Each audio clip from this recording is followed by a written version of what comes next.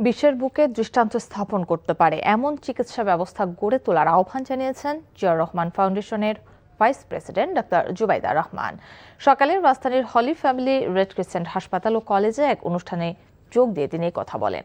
আগামীর বাংলাদেশে কেউ যেন চিকিৎসার অভাবে প্রাণ না হারায় সেদিকেও খেয়াল রাখার আহ্বান জানান ডক্টর জুবাইদা। ভবিষ্যতে উচ্চশিক্ষা শেষে দেশে ফিরে শিক্ষার্থীরা চিকিৎসা সেবায় নিয়োজিত হবেন সে প্রত্যাশার কথাও জানান তিনি।